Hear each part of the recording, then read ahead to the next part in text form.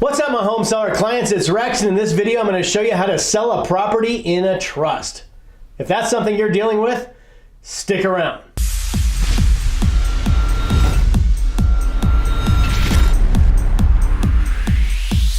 So trust property is a property in a trust, and you got an executor of a trust, you got beneficiaries of a trust. We sell lots of properties in trust, so we do it all the time. It's a little different than a regular home sale with a home seller who's whatever. So the difference is, as an executor of a trust, you have a responsibility to get maximum market value for the property.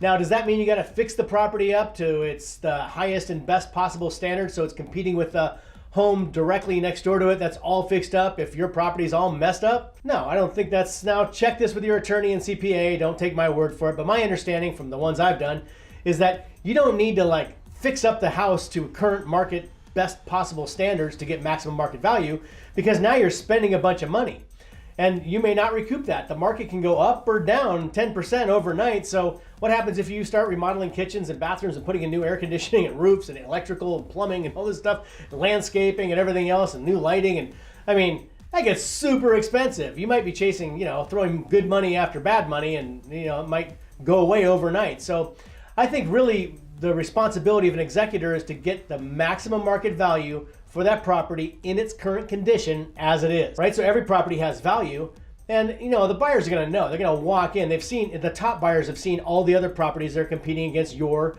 trust property, and they're going to walk in. They're going to know exactly, oh, I can buy that house down the street and it's got everything all done, but I don't like the layout or something, but I love the layout here, but I need to put in a new kitchen, new bathrooms, a new roof, electrical, plumbing, whatever. And they'll understand that, or find a contractor or whatever who wants to buy it and live in it. Selling a property in trust, you've got a responsibility to those beneficiaries to make sure you get maximum market value. And the way to do that is put it on the market with a full marketing plan with a company like mine, right? You definitely want to work with us.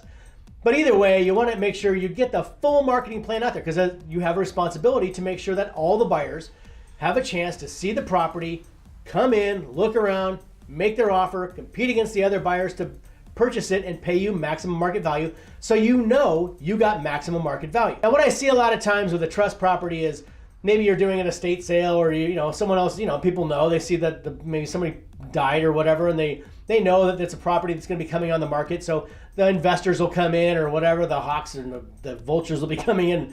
Oh, hey, I'll make an offer on it and take it off your hands, and they're just trying to swoop in and get a good deal on a house and find it and buy it before all the other buyers find out about it, so they can either, fix it up and live in it themselves, which is unlikely, or be an investor and fix it up and sell it to the market and make a profit on it. And which may or may not net you more money, but still you'll never know for sure whether you got maximum market value for the property unless you offered it to all the buyers. So you definitely want to have a full marketing plan, let all the buyers come in, because otherwise your beneficiaries, your brothers and sisters, or whoever else is part of the trust, they're not going to know for sure if you did the best possible job to make sure everybody's getting, the best possible price. And that could create problems later on. You don't want that. You want to be able to walk away from this thing and have it all clean and done and never have to worry about anybody coming back and suing you or something stupid like that. The other thing is you want to make sure you vacate the property first. Sometimes people will be living in there and they kind of want to stay living in there, and it doesn't make sense for them to live there. Everybody knows it except maybe them. And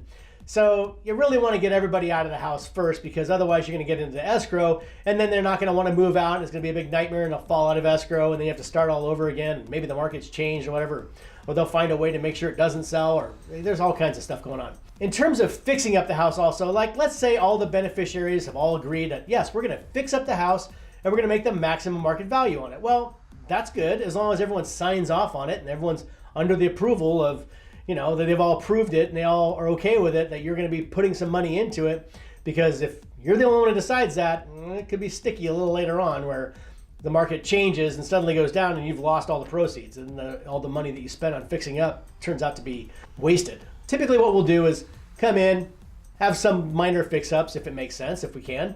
And then, not big stuff, not remodeling kitchens and all that kind of thing.